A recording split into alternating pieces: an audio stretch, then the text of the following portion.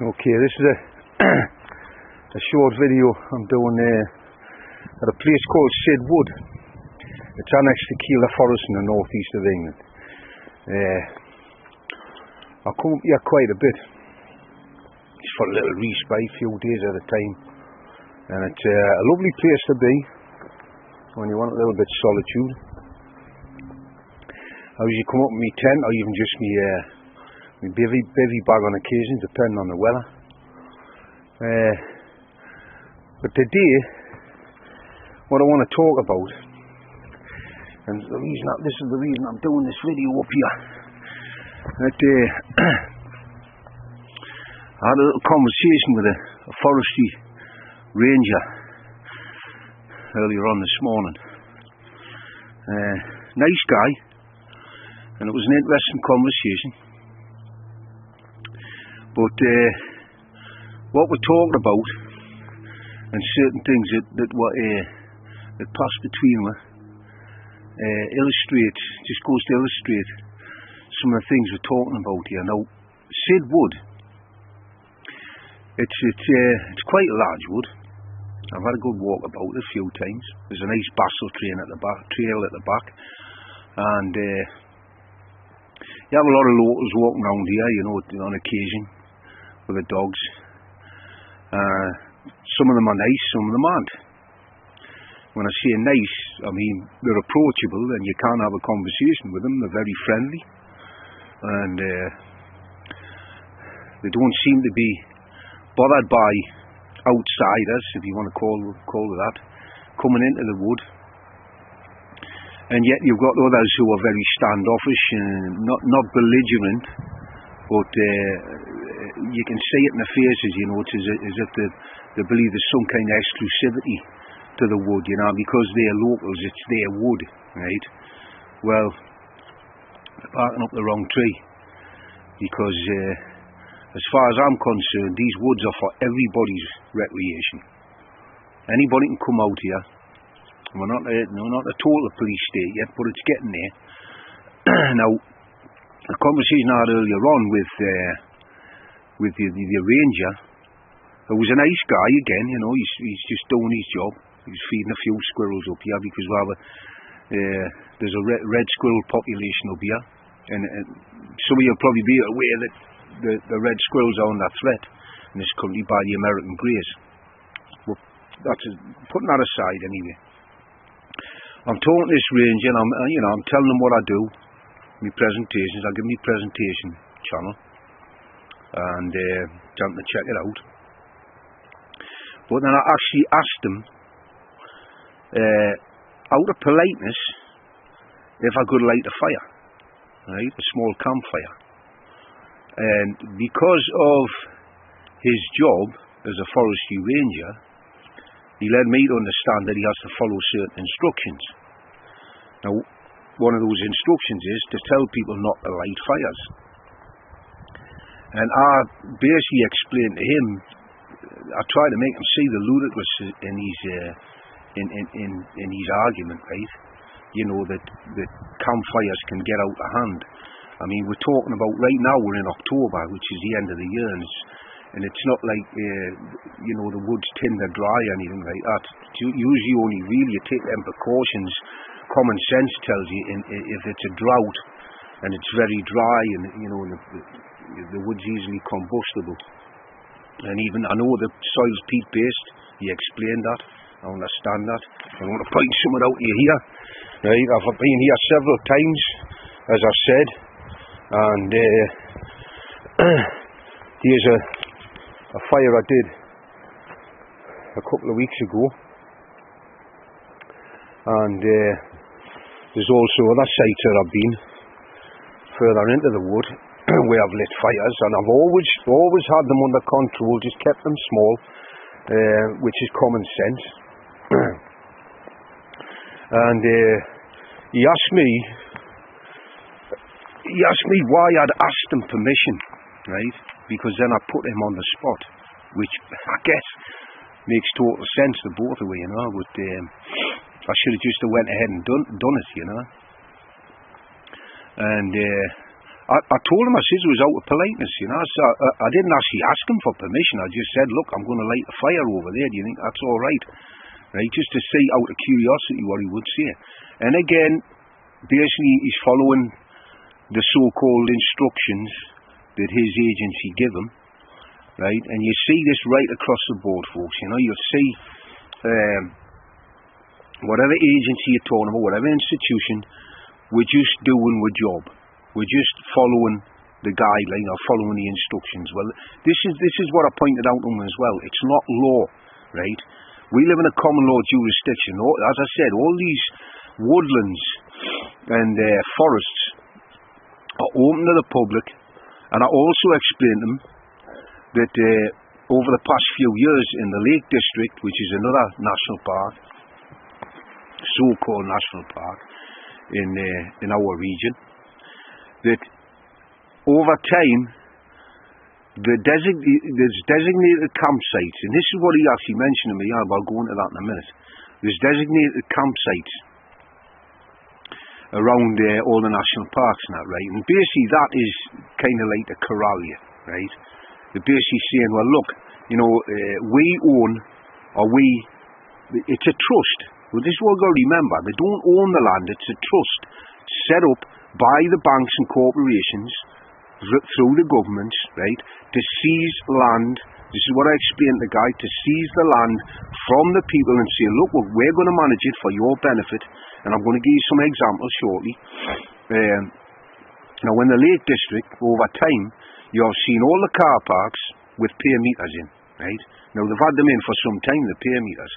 But they've also got pay point in them now, and those charges have gone up to £7-8 a day, right? Now, and I explained to this guy, I said, you imagine a low-income family who can't afford a holiday abroad. They want a little bit of respite, they want to take the kids out, you know, for a holiday. So they choose the next alternative, which is one of the national parks. Now, if you're a low-income family or even jobless, right, how are you supposed to pay that £8 a day for parking charges, right? The caravan sites, their fees keep going up, and every lay-by is watched by rangers, police, and even the locals, right? This is what Aaron Russo talks about, and Alex Jones and David Aywer. They say basically they're getting us to police ourselves, right? This is what's crazy about it. This is what happened in Stasi Germany and Soviet Russia, right? Where the people are actually policing themselves. The higher ups didn't need to do it because they're doing it to ourselves. Whether it's whatever it's based in, whether it's fear or paranoia or whatever, right? This is what I'm noticing about the locals up here, right? I'm not saying they're all bad again. What I'm saying is that certain locals will come up here, right? They'll see a car there parked up, and it is a car park, by the way, right? They'll see a car there, maybe there a day or two, and I usually stay at least 2 or 3 days, depending on the weather. And then the next thing, you'll have a forestry ranger down, right? So that's not by accident. It's not coincidence. This has happened most times I've been here. Now again, I'm not saying that this ranger isn't doing his job or what he's told to do. What I'm saying is there seems to be a kind of mentality up here where, and again, it's spreading, it's all over the country, especially in these national parks, where the locals seem to take it on themselves to police the area, right? In hand with the Forestry Commission and the police. If only they would open their eyes, right? What I pointed out this forestry lad, right, is this. All these forests and woods belong to the people, right? They're our heritage, right? Now, we should not be impeded in any way when we come out here for that respite. You know, what I'm talking about is this. Providing you come out here and you use, obviously, common sense and a bit of responsibility, and it is about self-responsibility, right? You should be able to do anything you want, whether it's a campfire, setting up your tents, or whatever, right? Providing you look after the place and you leave it as you found it, right? That makes common sense. This is what they talk about in bushcraft. You watch reindeers and all them, right? Well, this is what it's about, education as well, right? We're talking about, family living skills, right? This is what we're talking about. We're not talking about state education, fucking indoctrination, right? So what I'm talking about here is this. I said to the ranger, I says, look, out of respect to him, right, I've decided not to build a fire, right? Even though I could have went ahead and done it. I could go ahead and do it. I've told him that. I says, I don't need permission off you, mate. I asked you out of politeness, right? And at the end of the day, I can come up here and build a fire anytime I want. Basically, he's following regulations, or not regulations, instructions from his agency. But I said to him, is it in black and white? And he couldn't really answer to the affirmative, right? What he said was, well, I suppose it will be written in black and white somewhere. that doesn't tell me nothing. I mean, there's no banners up here. Mind, if I see this video, no doubt they'll be putting them up, right? But like they do everywhere else, no parking, no camping, no fires and everything else, right? So this is what I'm trying to make the guy understand, and others out there, right? These forests and woodlands belong to us, the people, right? The National Trust, the Forestry Commission, and other agencies were set up, including the Wildlife Fund, was set up basically to seize land, right? Now this is Agenda 21, you can check this out for yourself on the net, right? Agenda 21 being pushed through the United Nations. I explained it to this guy again. Agenda 21 is basically under the guise of economic and environmental sustainability, right? They're seizing all the land, they're rewilding it, right? It's an incremental thing, stage by stage, so people aren't noticing so much, right? But this is how they're doing it. And they're seizing all the land and saying, oh, we're going to look after this, we're going to manage it for your benefit, right? But then they start zoning it off. And basically saying, you can't do this, you can't do that. This is what happens every time they set these agencies up, right? And then they start introducing new rules, and it goes on and on till before long you're not even allowed in there. This is going on in America under the Wildlands Project. Again, it's Agenda 21. You can download the maps off the internet, and it will show you, not just in the US, but all over Europe and elsewhere, including this country, where they're going to start rewilding. This is why, because of the economic, and this is all designed, folks, right? The economy basically is destroying rural areas. When I say destroying, rural neighbourhoods, communities, right? Because kids now, especially the young, have to go into towns and cities to work. The farming industry's been attacked, including the dairy industry and everything else, right? And basically the land is being bought up, this is the same in the US and everywhere else, as I said. It's been bought up by major conglomerates and the supermarkets, Asda, Walmart and all these lot, right? And what they're doing is basically saying, you're not welcome here, right? This is going on over time. Right? At the moment, if it's economically viable for you, right, then you can get out there, you can take your family out there, that's okay for the time being. But as the economy declines and more people are losing businesses and jobs, you will see, especially when the road tolling comes in, right, you will be practically held prisoner in your own town or city, because you won't be able to afford to come out here. If you can't afford to run a car, right, you can't afford parking charges, you can't afford caravan fees, site fees, then where are you going to go? And where, will you ever be allowed back in there? I doubt it very much. This is what we're talking about here, right? It's incrementalism, and basically under this Agenda 21, where they say we're going to seize all the land and basically look after it for your benefit, right? But this is what the global elites have planned all along. This is what they want. They want people off the land. They want them in what they call stack and pack cities, where they're going to start building up instead of out, right? In the form of flat skyscrapers and that, right? The apartments, which are going to get smaller and smaller. You can check all this out yourself on the internet. And as I said, I choose to come up here, right, because it still is my choice, right. I choose to come up here for a little bit of respite, a little bit, you know, a bit of a holiday from the madness of the towns and cities, and you know, basically it's for contemplation. I even meditate up here at times, and it's a beautiful area, and I can see a day when, and not too far in the distant future either, when our kids and ourselves will be restricted from coming up here, right? And again, I mean, I explained to this guy, this ranger, what it was all about, but he seemed to be he's so caught up in the system himself, right, that, you know, he basically, I explained to him, I says, look, every agency, every official, right, is always uses the fallback. I'm only doing my job, right? And this is always the same mantra wherever you go. I'm only doing my job. Well, there's such a thing as conscience, right? Now, I'm not saying that guy should change his job or anything. Maybe he should try and improve things from within, you know. But the thing is, it's the mindset. The mindset. I mean, this is a beautiful place. Everybody should be able to come up here unhindered.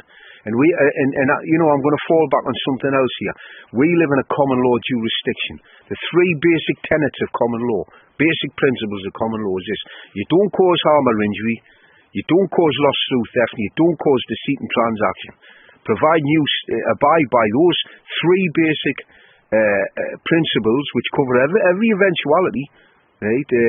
Then you should be able to go about unhindered, right? Do anything you want, as long as you stay within those, you abide by those principles.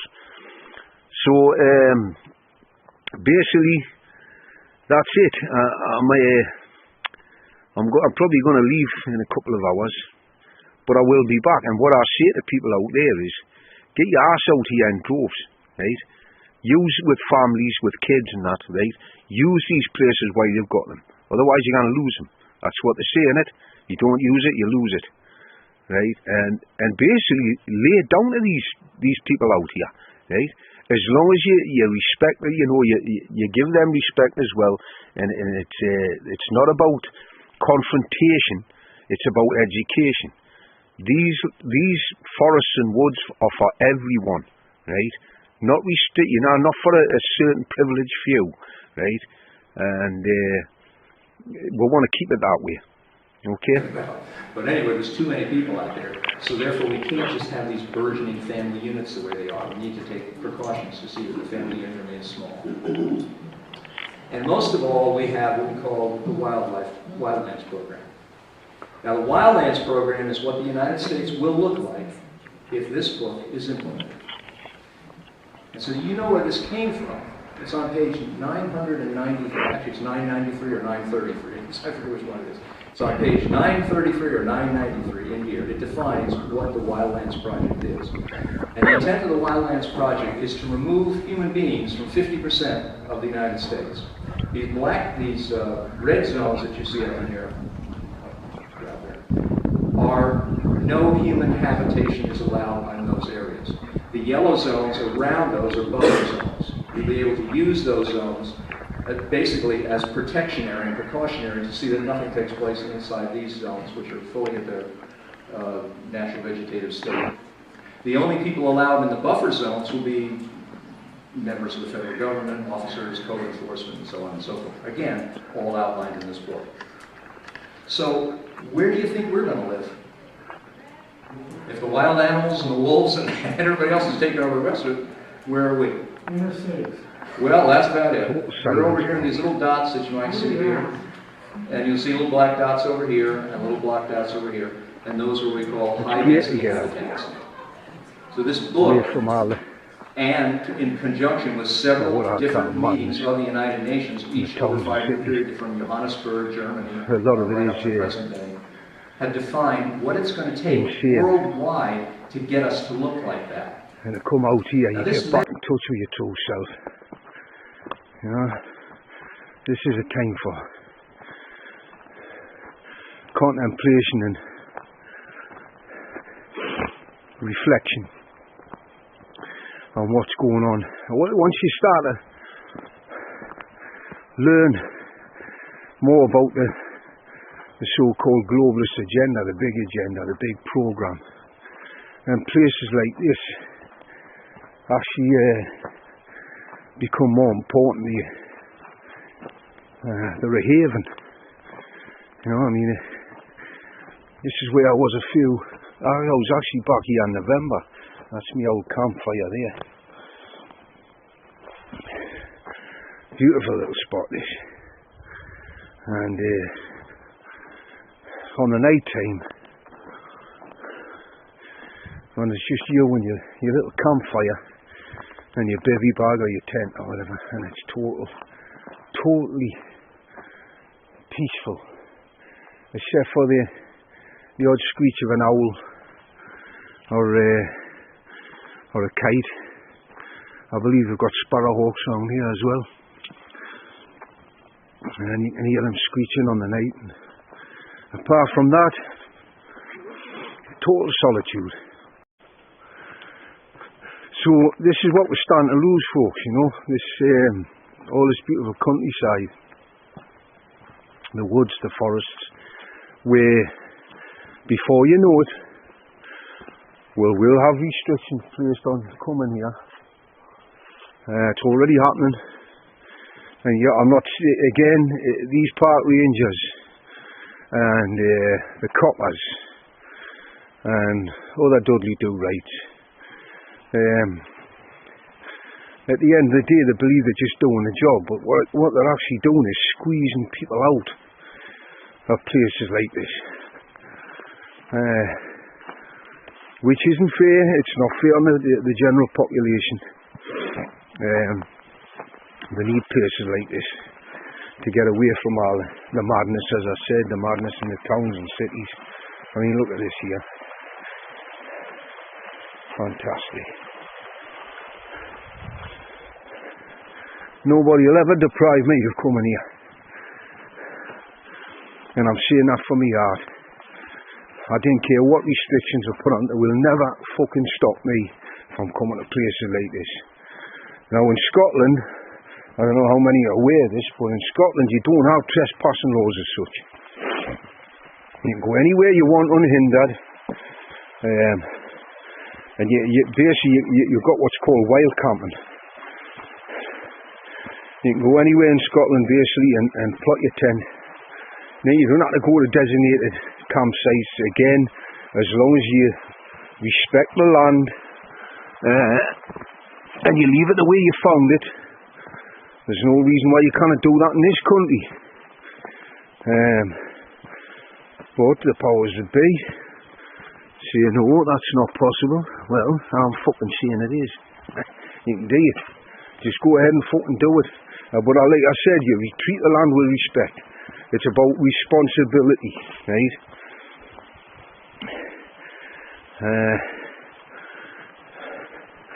As far as I'm concerned,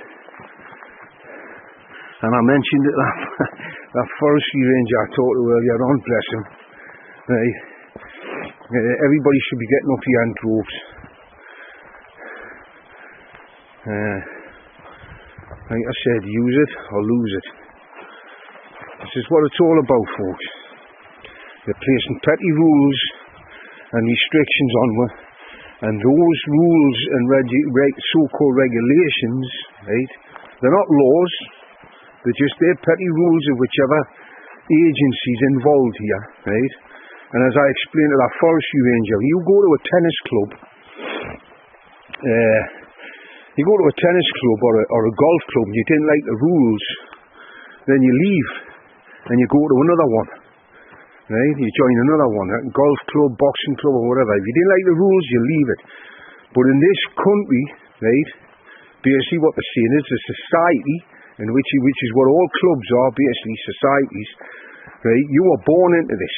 You were born into this society. You couldn't help it. You didn't have any say in it, right? But automatically those rules and regulations apply to you. Now I invite you to watch a great talk. I don't know if I've included it on my presentation page, but I will do. It's by John Harris. It's an Illusion, it's called. And basically he defines what a society is. And remember, we live in a common law jurisdiction here. I'm going to park my arse just here. It's a nice spot. And basically what he tells you in there, and you can check it out for yourself. Look at that, man. Fantastic. I'm going to spin this round. Right. And you can check my ugly mug out instead. What he says, John Harris, in his video, basically, Black's Law Dictionary defined statute, which is the shape they pass down on with every single day through government, right? Statute, believe it or not, majority of them anyway, statutory instruments, are the law of the sea. They're superimposing it over common law. Now statute, as I said, defined, Black's Law Dictionary, I can't remember which edition, but it is a legislative rule of society, of a society. And it's given the force of law. It's not law, it's given the force of law by the consent of the governed. So in other words, if you don't consent to it, it has no force, right? I hope you understand what I'm saying here. And as I said, if you watch John Harris's video, and I am going to put it on my YouTube channel, it's called It's an Illusion, and he explains all this, the difference between statute, statutory legislation, and common law. We are in a common law jurisdiction.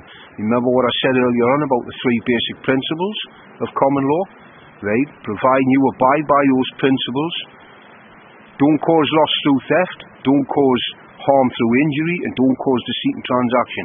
You can do anything or go anywhere you want without impedance, right?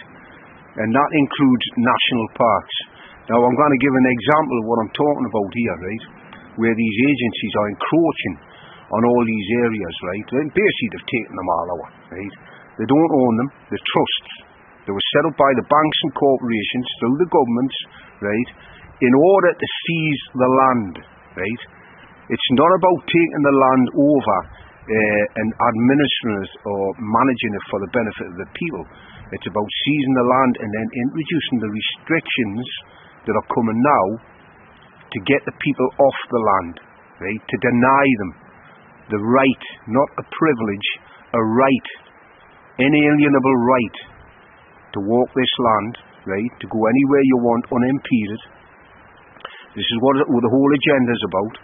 And I mentioned that this forestry ranger actually told me, right? He mentioned that he was prompting us actually about when Cameron, that rat bastard Cameron and fucking the Lib Dems, right, when they got into coalition government, the first thing they did was announce the sale of the forests, right? Now, luckily, enough people saw through this and basically attended rallies all over Cumbria and elsewhere, and they backed off, but they will come back because this is what's planned. They're talking about privatisation of everything, right? This is what it's about, privatising everything. It's not theirs to give away. It's our heritage, right? This is what we've got to understand here, folks. And this is what I was getting round to. I'll give you a prime example of what I'm talking about. In my area, South Shields, the Lees, Mars and Rock, and the coastal area, that's what it's called, the Lees, was donated to the National Trust by the Mayoress of South Tyneside Metropolitan Borough Council. That was in the 70s. And as far as I'm concerned, I'm going to check into this right away. I'm going to fucking check good style, right? Because as far as I'm concerned, they didn't have a right to fucking give it away, right? The councils are elected to administer the land, right? They don't own it. They have no fucking right over it, right? They have no right to give it away. So I'm giving I'll give you another example as well.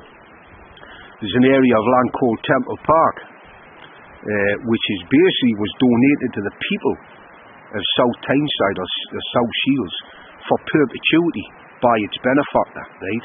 By the owner. I can't remember the guy's name, Bosalim Temple, right? But anyway, that was donated to the people for their recreation for perpetuity, meaning forever. And yet the council saw fit over decades, the past few decades, to build a leisure centre on there and also a fire station. So always you come up with some ploy, some excuse to do that, and no doubt they'll be planning other things in the future, right? But again, they place restrictions on it, right? This is councils, trusts, like the National Trust and the Forestry Commission, where they say, look, we're looking after this for your benefit, but you're not allowed to do this, you're not allowed to do that, you're not allowed to have campfires, you're not allowed to have tents, you're not allowed to do fuck all, basically, but we're looking after it for your benefit. Bollocks, right? This is under Agenda 21. I explained that forestry guy, and basically these people need educating as well, because Agenda 21 has been pushed by the United Nations, Agenda for the 21st century, and they advertise it on their websites, folks, and then when they bring the laws in, or the regulations, which is part of the zoning off and the Wildlands Project, and the US is happening all over, as I said, in the US and Europe and everywhere else. Basically they're saying, we are going to do, well, what they're actually saying, if you read between the lines, is, right, that a fucking, a squirrel or a rock is more important than you, right? This is what they're talking about here. Preservation of the planet and preservation, when in actual fact it's them fuckers that are destroying it, right? They're the ones that are doing it. Oil corporations with through fracking, and the gas corporations and the banks and all these big corporations, right, mind, we are to blame as well. Why? Because it's about supply and demand. If you don't buy their products, they wouldn't be doing it, right? This is what we're going to understand, folks. So when you want your fucking teak wardrobes and your mahogany tables and what have you, right, well then understand why the fucking rainforests and the Amazon are being depleted, destroyed. Lungs of the planet, by the way. And places like this are being zoned off because they say, well, it's for your benefit, you know, we've got to protect the environment, right? Again, this is what you're going to understand, folks. They create problems. It's through the Hegelian dialect that I talk about in the other videos. They create the problems such as global warming, total farce, total scam, Al Gore's cronies and the Rothschilds. And then they say, well, we've got the solution, more restrictions, right? No one on the land. And basically that's what it's about, folks. They want the world as their playground, right? Well, there's a bit more to it than that, actually, but I'm not going to go into that right now. Another topic I want to cover, and I'm going to cover it in this video just to save time. Basically, the sexualisation of the kids. Right? Now, I've noticed a lot of videos cropping up on YouTube and that now. They're all available to you. You need to check these out, especially if you've got kids. It's a very important subject because this is what it's all about, folks. So get your kids while they're young, right? And the younger the better. Now I've noticed certain newspaper articles now advocating educating, basically getting kids 2-3-year-old into state education, right? But what happened to childhood? What happened to kids having a good time, right? Just enjoying themselves, you know? No. They want the kids as early as possible. Joseph Goebbels talks about this, Hitler's propaganda minister, and Obama and all the others, right? This is all designed. They want your kids in state education as early as possible so they can indoctrinate them, because that's what the state education is. It's about indoctrination. I talk about this in my presentation and other videos. And also the sexualisation of your kids, taking away their innocence, right?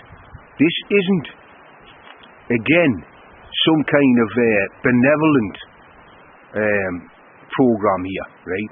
You know, talking about, oh, we need to teach your kids about sex. What? It's 3-4-year-old, or even young. You know, this is a joke, right? What they're talking about, as soon as your kids learn to understand the English language, right? As soon as they can learn to communicate, they want to sexualise them, right? Now, you look at some of these videos that are cropping up on YouTube, and I've got one of my presentation and I've been downloading others off YouTube, they are fucking shocking, right? The things we are doing to our kids now, allowing it to happen, right? We are mostly responsible for this, right? Now what I'm saying here, folks, is this. You want your kid to grow up a well-balanced human being, right? You need to pull your kids out of state education. Now that might sound radical to a lot of you, especially those parents who are both working to keep a roof over your head. Well, remember, this is all part of the fucking design, right? To get you out together, right, to look for the scraps on the table and keep a roof over your head while they steal your kid through the state education system and indoctrinate them. In other words, they instill the state's values and not the family values, which is why the kids end up alienated from the parents. Right? This is what you got to understand. It's all mind psychology. These have got the fucking best social engineers working for them, man. Right? Money paid. This is what they're talking about here. Right? They've been doing this has been covered by any amount of people like Alex Jones, Michael Asari, and Jordan Maxwell, again David Icke and others. Right? All talking about this. The social engineers, the whole education system. The media is all about brainwashing, conditioning the mind, right? The slave mindset. And basically, what you've got to understand is this. If they can get your kid as early as possible, right? I can't remember who quoted this, but they said if you get them, catch them when they're young, right? Within 1 or 2 generations, they'll have changed forever, right? You've got them, basically. That's what it's about. And they'll have changed. They're changing the whole face of society, and it is a kind of inversion, right? I'm not going to go into that right now, but as I said, I am going to include one of these videos I'm talking about, the sexualization of our kids, at the end of this video. I'm going to edit it, basically, and join it on, because I believe every parent should watch this, including my own kids, for the sake of my grandkids. I've often been accused of lecturing them. It's not. It's about advice. It's about educating them so they don't basically fall into the same trap as others. But it's very hard sometimes to convince people that this is actually going on. So the more videos I do, which include the documents and these videos, should go some way to enlightening people. You know, I hope so anyway. Because this is a major issue. You know, we need to accept what's going on here, right? We can't live in denial any longer. This is real. It's really going on, and the kids, to me, that's the most important issue of all, right? The kids are future generations, right? And again, as I say, this is the legacy. Excuse me, this is the legacy we leave them, right? It's inaction isn't an excuse. We've got to do something, and we can all take small measures. And by the way, as I was talking about, you know, as I said, it might sound radical to some people, pulling your kids out of state education, but there's no law in this country says you can't do that. I hope you understand that, right? You can write a letter to the schoolmaster, right, saying I'm pulling my kid out of state curriculum, and I'm going to educate them myself, and you do not have to have any qualifications as such, as long as you can do basic reading and writing, right, arithmetic, that's it, right? But then at least you have them in your home environment, right, and you can instill your values in them and not the state's, right? So I'm going to leave it at that for now, and I'm just going to give one last shot of this beautiful spot I'm at, and remember what I said about your woodlands and forests. You don't use them, you lose them. Get out there now.